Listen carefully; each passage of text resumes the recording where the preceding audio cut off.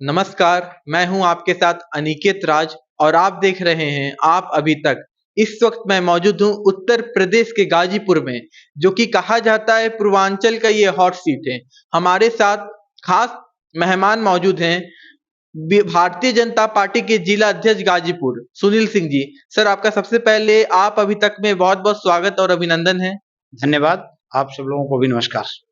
Sir, मेरा आपसे सबसे पहले सवाल है कि उत्तर प्रदेश के गाजीपुर में नए प्रत्याशी के रूप में पारसनाथ राय जी आए हुए हैं। कल उनका नामांकन सभा हुआ, जिसमें उत्तराखंड के मुख्यमंत्री पुष्कर सिंह धामी, उत्तर प्रदेश के उप मुख्यमंत्री ब्रिजेश पाठक और कैबिनेट के मंत्रिमंडल के कई सारे मंत्री यहाँ पे आए थे। सर, इस पे क्या कहना चाहेंगे आप? ये नामांकन की प्रक्रिया एक प्रक्रिया है। उस प्रक्रिया के तहत केंद्रीय नेतृत्व और प्रदेश नेतृत्व ने हमको इतना ढेर सारा आशीर्वाद दिया, इसलिए उन लोगों के प्रति अपना आभार भी व्यक्त करता हूं। और इतना देख करके गाजीपुर जनता को भी गर्व महसूस हुआ कि हम सब लोगों के बीच में भारतीय जनता पार्टी ने ऐसा प्रत्याशी दिया है कि जिसको आशीर्वाद देने के लिए इतने लोग जब आ सकते हैं, तो उनको सांसद जब हम बनाएंगे तो गाजीपुर की विकास की धारा किस गति में बढ़ेगी, यह गाजीपुर की जनता को कल विश्वास हो गया है। सर, एक नए प्रत्याशी के रूप में है पारसनाथ राय, और बात किया जाए 2014 से 2019 के बीच में मनोज सिन्हा जी यहाँ पे सांसद थे। तो क्या लगता है इस बार पारसनाथ राय जी गाजीपुर से विजय प्राप्त करेंगे? एक तो पहले इस बात को मैं आपको रोकता हूं, पारसनाथ राय जी नए प्रत्याशी नहीं है। पारसनाथ राय जी और किसी भी लोकसभा विधानसभा में जब चुनाव होते हैं तो पहली बार जो टिकट पाएगा उसको आप नए प्रत्याशी कह सकते हैं। इसके अलावा कोई नया वो नहीं है। कार्यकर्ताओं के बीच में पिछले 40 वर्षों से लगातार सक्रिय हैं। एक एक कार्यकर्ता और पहचानते हैं उनको, उसमें कोई अलग से उनको प्रयास नहीं करना है। और अब जिस दिन से वो प्रत्याशी घोषित हुए हैं और कल जब नामांकन हुआ, उस नामांकन को ही देख करके गाजीपुर की जनता ने स्पष्ट कर दिया है कि हमारे प्रत्याशी पारसनाथ राय जी भारी मतों से चुनाव जीतने वाले हैं। उत्तर प्रदेश में 80 सीट है, और इस बार क्या लगता है 80 में से कितने सीट आने वाली? और प्रधानमंत्री जी का एक लक्ष्य है विकसित भारत, जो प्रत्येक सभा में प्रधानमंत्री जी कह रहे हैं कि हमारा जो संकल्प है वो 2024 लोकसभा चुनाव नहीं है, 2047 है। ये सामान्य रूप से आप सब लोगों को ठीक पड़ता है कि मोदी जी जिस बात की गारंटी देते हैं वो पूरा भी करते हैं। मोदी जी ने कहा है कि विकसित भारत हम बना के रहेंगे, तो विकसित भारत बन के रहेगा। और उस प्रक्रिया में तेजी से चल रहा है। भारत तीसरी बड़ी अर्थव्यवस्था पूरे विश्व का, पांचवी बड़ी अर्थव्यवस्था विश्व की बनी हुई है। और तीसरी बार जब सरकार में मोदी जी आएंगे तो विश्व की सबसे तीसरी बड़ी अर्थव्यवस्था बनने जा रहा है। विकसित भारत का लक्ष्य उन्होंने जरूर रखा होगा 47, लेकिन वो मुझे लगता है कि उसके पहले ही पूर्ण होकर के रहेगा। सपा से गाजीपुर के प्रत्याशी अफजाल अंसारी और भारतीय जनता के प्रत्याशी पारसनाथ राय, तो दोनों में क्या मुकाबला होगा इस बार? कोई मुकाबला ही नहीं है। सपा के जो प्रत्याशी अफजाल अंसारी हैं, अभी वो खुद ही नहीं तय कर पा रहे हैं कि हम प्रत्याशी हैं कि मेरे घर से कोई और प्रत्याशी होगा।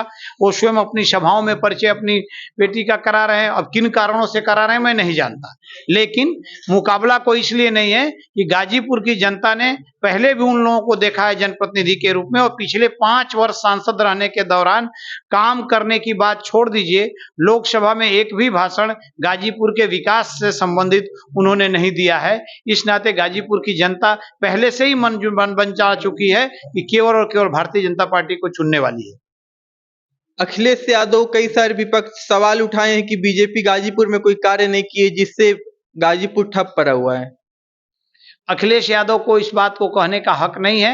अब अखिलेश यादव के पास अनर्गल बातों के कहने के अलावा और कोई चारा नहीं है। उन लोगों के ऊपर मुझे कोई टिप्पणी नहीं करनी, क्योंकि जनता स्वयं जानती है कि समाजवादी पार्टी से विकास की बात करना या आशा करना बेईमानी ही नहीं बल्कि पूर्ण बेईमानी है। इस नाते उस पर मुझे कोई बात नहीं करना है। गाजीपुर के विकास के जहां तक आपने बात कही है, तो 2014 से 2019 तक में जो गाजीपुर ने विकास की जिस सीढ़ी को छुआ, जिस पायदान को छुआ है, मुझे लगता है कि आप वही कार्य आज भी चल रहे हैं और उन्हीं कार्यों का लोकार्पण आज भी हो रहा है। और इसलिए गाजीपुर की एक एक जनता जो हमें नहीं भी वोट देती होगी या नहीं देगी, वो भी आप दी रोल केवल और केवल ये कहती है कि जो विकास भारतीय जनता पार्टी ने किया है वो आज तक किसी ने गाजीपुर लोकसभा में नहीं किया है।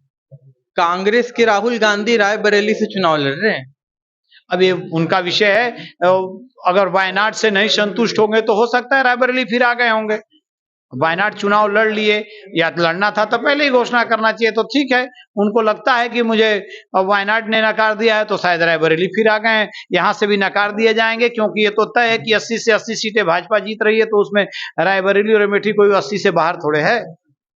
आम आदमी पार्टी के जो मुख्यमंत्री है अरविंद केजरीवाल, वो कल जेल से बाहर आ गए हैं। ये न्यायिक प्रक्रिया है, वो जेल में न्यायिक प्रक्रिया के माध्यम से गए थे और जेल से बाहर भी न्यायिक प्रक्रिया के माध्यम से आए, तो ऐसा नहीं है कि उनके ऊपर जो दोषारोपण है उससे उनको मुक्ति मिल गई है। वो जमानत की एक प्रक्रिया है, उसके अंतर्गत वो पाए हैं। दोष सिद्ध या दोष मुक्त दोनों वो भी नहीं है। वो जिस प्रकार से एजेंसियों का काम है वो कर रही हैं, और निश्चित रूप से इतने लंबे समय तक के बाद भी न्यायालय ने जमानत नहीं दिया, और जो टिप्पणियां न्यायालय ने किया है उसके आधार पर यह लगता है, अब तो उनके दलों के लोगों ने भी कहने लगे, उनके ही विधायक और सांसद मंत्री कहने लगे कि प्रक्रियाओं को देख करके कहीं ना कहीं लग रहा है कि हमारे पार्टी में कहीं ना कहीं गोलमाल है। ये अब मुझे नहीं कहना है, तो उनके ही दल के नेता कह रहे हैं। ऐसा कहा जाता है कि जिस प्रत्याशी या जिस कार्यकर्ता पे आरोप लगता है अदर पार्टी पे, वो जब भारतीय जनता पार्टी जब ज्वाइन कर लेते हैं तो उन पे आरोप खत्म हो जाता है। ये बात एकदम सरासर गलत है। किसी के ऊपर से बात दावे के साथ मैं कह सकता हूं कि किसी का आरोप समाप्त नहीं हुआ है, और जो प्रक्रिया जिसके ऊपर चल रही है, जिस पे आरोप पत्र ये हो गया है, वो न्यायिक प्रक्रिया में रुका होगा। न्यायिक प्रक्रिया की अपने देश में एक प्रक्रिया है, और निश्चित रूप से उसका पालन सबको करना चाहिए, हम भी करते हैं। आखिरी सवाल, पारसनाथ राय जी गाजीपुर से अगर विजय प्राप्त करते हैं तो क्या लगता है विकास की गंगा की शुरुआत हो जाएगी?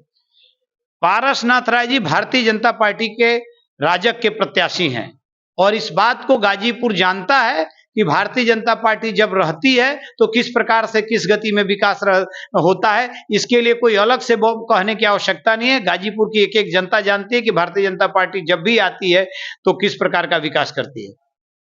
आप अपना कीमती समय दिए, बहुत बहुत धन्यवाद। आप एक छोटी सी बड़ी खबर के लिए आप हमारे साथ बने रहिए आप अभी तक पर, तब तक के लिए धन्यवाद। कैमरामैन राज के साथ अनिकेत राज, गाजीपुर उत्तर प्रदेश। बहुत बहुत धन्यवाद।